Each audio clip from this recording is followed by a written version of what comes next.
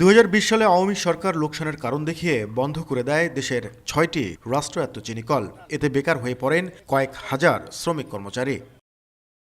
তবে ২০২৪ সালের ডিসেম্বরে এক চিঠির মাধ্যমে বন্ধ থাকা এসব চিনিকল পুনরায় চালু ও লাভজনকভাবে চালানোর লক্ষ্যে গঠিত টাস্কফোর্সের সুপারিশ ও মতামত এবং পর্যাপ্ত আখপ্রাপ্তি সাপেক্ষে পর্যায়ক্রমে চালুর কথা জানায় শিল্প মন্ত্রণালয়।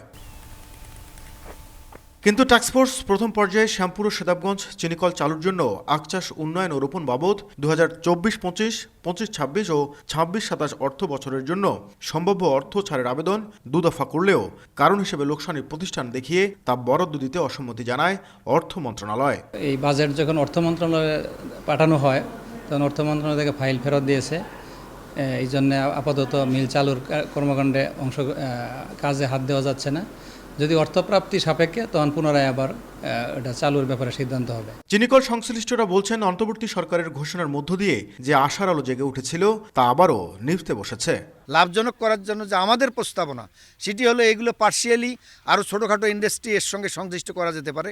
আমাদের এখানে ডিস্টিলারিজ চালু করা যেতে পারে।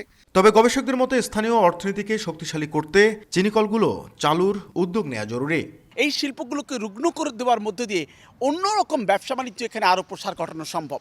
ফলে এই কাদের চক্রে এই প্রতিষ্ঠানগুলোকে যথাযথভাবে কার্যকর হয়ে উঠছে না সেটি কিন্তু খুঁজে বের করা দরকার। বন্ধ হওয়া এসব চিনিকলে দৈনিক আখমারের সক্ষমতা ছিল গড়ে ১,৫০০ মেট্রিক টন।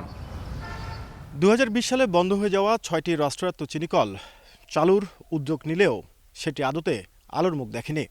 ফলে হতাশা বাড়ছে শ্রমিক কর্মচারীদের মাঝে। তবে সংশ্লিষ্টরা মনে করেন এসব চিনিকল আধুনিকায়ন এবং একই সাথে ক্ষুদ্র ক্ষুদ্র শিল্প যুক্ত করা গেলে লোকসান নয়, এই শিল্পকে লাভে ফেরানো সম্ভব। নাজমুল ইসলাম নিশাত, সময় সংবাদ, রংপুর।